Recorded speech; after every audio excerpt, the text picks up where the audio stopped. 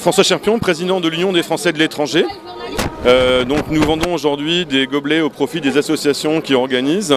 C'est à la fois caritatif mais aussi écologique puisque l'objectif est d'avoir moins de déchets et aux gens de pouvoir utiliser quelque chose qui est réutilisable et en particulier au niveau du match de demain pour la finale où nous espérons que la France bien sûr va gagner.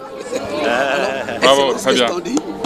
Moi je trouve que c'est très bien. D'abord ça témoigne du dynamisme des associations françaises.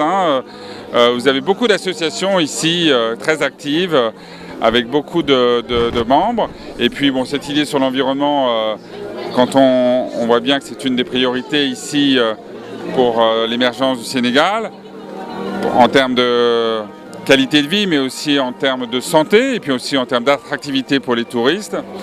Et puis enfin, dernière chose, évidemment, on va tous se penser très fort demain au match. Oui. À partir de 13h, vous savez, on va à l'Institut français, où j'espère qu'on sera très nombreux pour soutenir l'équipe de France. Moi, j'ai déjà été épaté de voir le nombre de Sénégalais qui soutenaient l'équipe de France dès que l'équipe de Sénégal a été malheureusement éliminée. Voilà.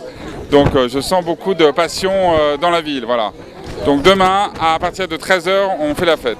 L'UFE est une association extraordinaire parce qu'ils font des actions comme ça sur le terrain qui sont des petites actions mais qui en réalité sont fondamentales. Cette semaine, nous avons introduit dans la Constitution française le climat et l'environnement au préambule pour que la lutte contre le changement climatique et contre la pollution et pour la préservation de l'environnement soit inscrite en noir sur blanc dans le préambule de la Constitution. Donc l'UFE est profondément dans ce combat que nous avons mené ces derniers jours dans l'hémicycle pour changer notre constitution et je les félicite et je les salue et ils auront toujours un député qui les soutiendra autant que de besoin. Voilà.